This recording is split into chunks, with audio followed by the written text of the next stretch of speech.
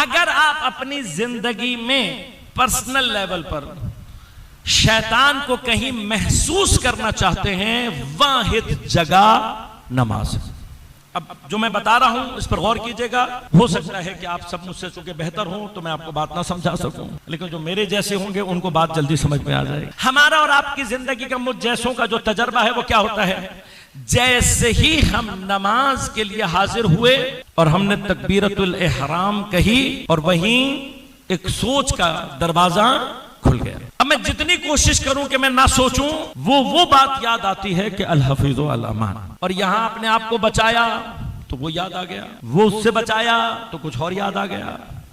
हर थोड़ी देर बाद, अगर आदमी बहुत होशियार हो, हर थोड़ी देर बाद उसे ख्याल आता है ये मैं कर क्या रहा हूं, मैं तो नमाज पढ़ने के लिए खड़ा हुआ था।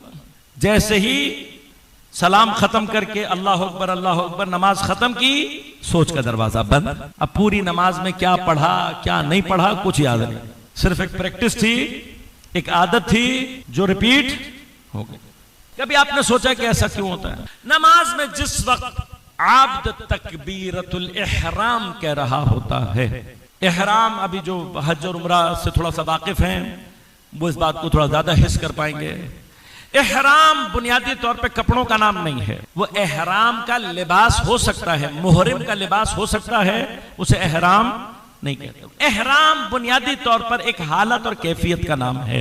जैसे ही आपने कहा मैं उम्रे के लिए एहराम बांधता हूं कुर्बतन इल्लाह, तो जैसे ही आपने ये कहा और उसके बाद तलबीहा पढ़ा, अब इसके बाद आप पर कुछ चीजें ऑटोमेटिकली हराम हो जाती हैं। खुशबू हराम, आईने में शक्ल देखना हराम, जीनत करना, ये सारी की सारी चीजें और बहुत सारी चीजें ये हराम। मैं थोड़ा सा तवज्जो दिलाना चाह रहा हूं सिर्फ। एहराम का मतलब है अपने ऊपर चीजों को हराम करना। लिहाजा आज जो तर्जुमा कर रहा हूं, अब इसको हर नमाज में दोहराइएगा। जब आप कहते हैं तकबीरतुल इहराम और फिर अल्लाहु अकबर पढ़ रहे होते हैं, तो इस तकबीरतुल इहराम का माना क्या है? हराम करने वाली तकबीर। तो नमाजी जिस वक्त ये अल्लाहु अकबर कह रहा होता है तकबीरतुल इहराम के नाम से, ये ऐलान कर रहा होता है कि परवरदिगार इस वक्त मैं अपने ऊपर हर चीज को सिवाय तेरे हराम कर रहा हूं। अब जब नमाजी अपने ऊपर हर शय को हराम कर लेता है तो वो अपना रुख काबा से हटा नहीं सकता। क्यों? इसलिए कि उसने इस चीज को अपने ऊपर हराम कर दिया कि वो अपना रुख खुदा के अलावा किसी और की तरफ करे। अब उसके कान को कोई बात सुनने की जरूरत, अब उसकी जबान को सिवाय अल्लाह के जिक्र के कुछ और करने की इजाजत, उसकी आंख को सिर्फ वो देखने की इजाजत है जो खुदा चाहता है, उसके तमाम बदन को वो काम करना है कि जो अल्लाह चाहता है। लेकिन क्या इसी पर काफी है? नहीं। परवरदिगार जब मैंने हर शय को अपने ऊपर हराम कर दिया तेरे अलावा, तो हत्ता मेरी फिक्र अब तेरे अलावा किसी और के लिए नहीं।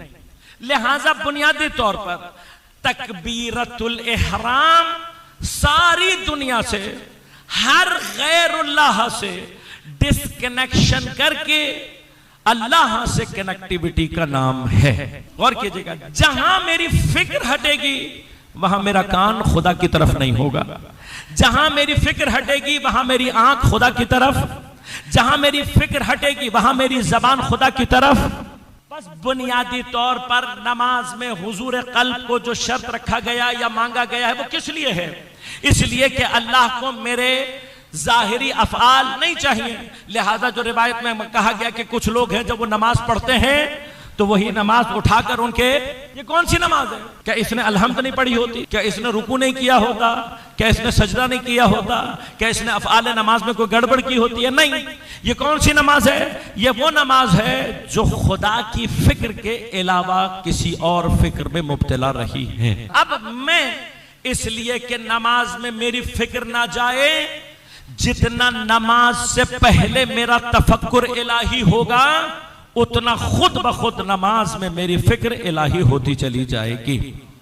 अब अगर नमाज से बाहर मेरी सारी जिंदगी मादे में गिरी हुई है, यह हो ही नहीं सकता कि मैं नमाज में जाऊं और मेरी फिक्र कहीं और न जाए। लिहाजा आप कनेक्टिविटी देखिएगा नमाज की और नमाज के बाहर की, आपस में कनेक्टिविटी क्या है। अगर इंसान ये चाहता है कि नमाज में मेरी फिक्र सिर्फ खुदा की तरफ हो, तो उसे नमाज से बाहर अपनी फिक्र को इलाही बनाना होगा।